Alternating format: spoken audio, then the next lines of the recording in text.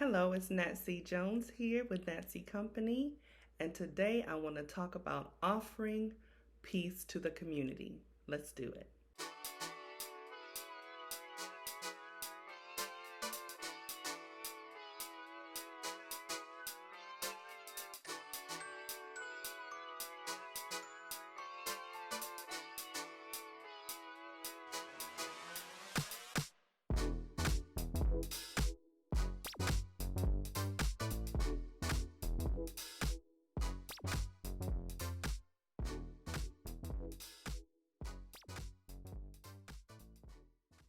We've talked about before the importance of having the right motives when you're engaging the community.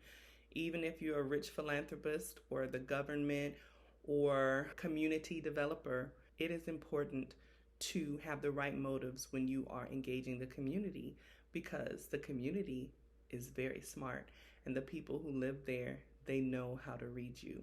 So let's just say you have the right motives and you want to assemble the community to share your plans with whatever it is about whatever it is that you're trying to do in the community.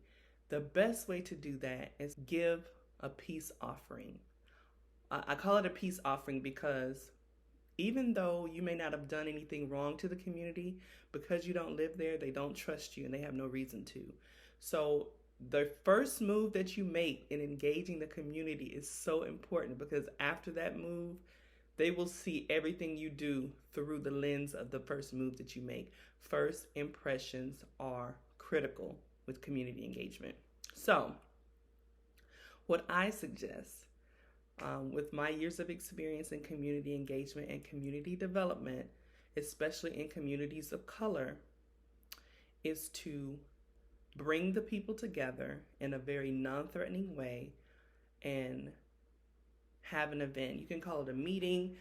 You can call it a Q&A session, a discussion.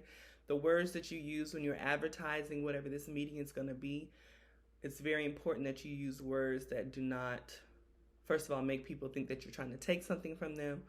Second of all, that doesn't make people think that they're going to have to do a lot of work when they get there.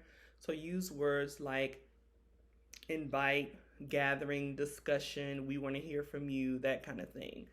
I wouldn't use workshop because workshop makes people think of work.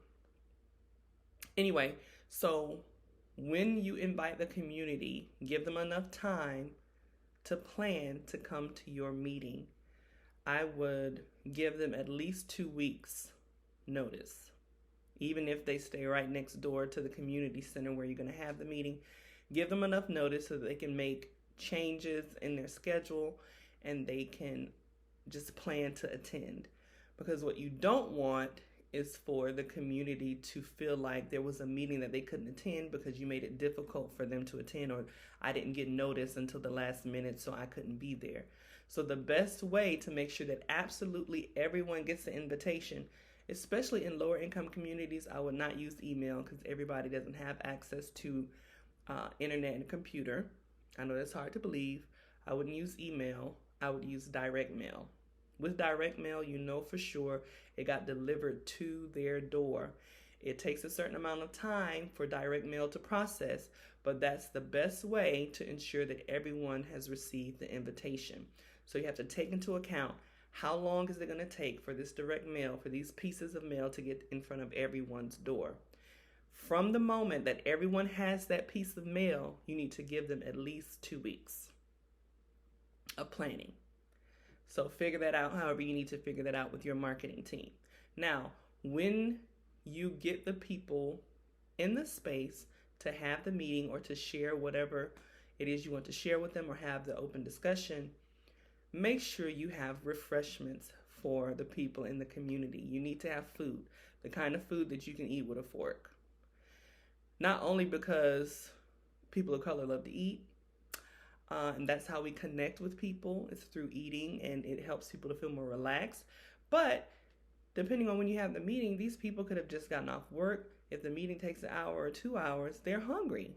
You're cutting into their dinner time. So providing food actually shows them, hey, I know that you're usually eating right now. I know this is a sacrifice for you to come out and hear me, so I'm going to make this as comfortable for you as possible.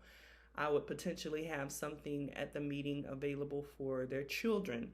So if they're coming with their children, they just pick their kids up from school, they stop by at this meeting, something for the kids to do, toys, coloring papers, something. Just go the extra mile with your customer service to make people understand that you care. When people know that you care, they are less likely to resist you. But if when you're engaging a person, especially for the first time, it's very obvious that all you want to do is take from them, you're asking for a fight. So when you are engaging the community, have the mind of someone with great customer service.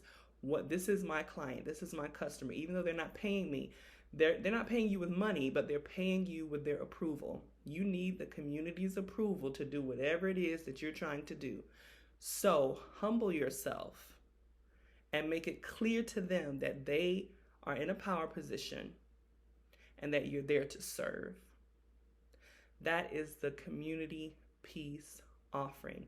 So after you feed them, the first thing that you need to talk about in your meeting, one of the first things that you need to talk about in your meeting, is asking them what problems they're having in the community, small, low-hanging fruit problems that you could help them with right now.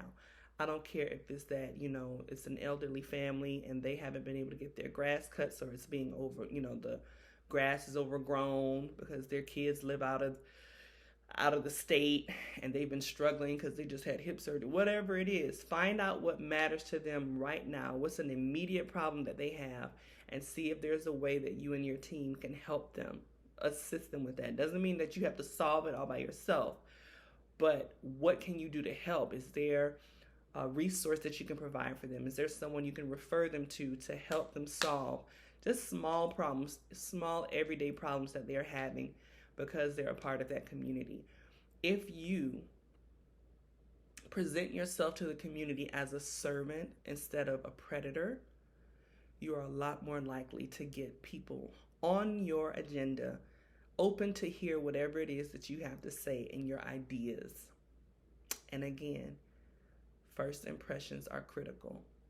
You don't have more than one chance to get this right. So check your heart first to make sure you're not really in the community to exploit them. After you check your heart, okay, just like in any relationship, you can be a good person, but if you don't communicate effectively, you can give out the wrong signal and turn people off. So take whatever time you need to take to get your messaging right and your presentation right, so that first meeting that you have in this community is one that starts off a wonderful relationship with this community. I hope this was helpful. See you next time.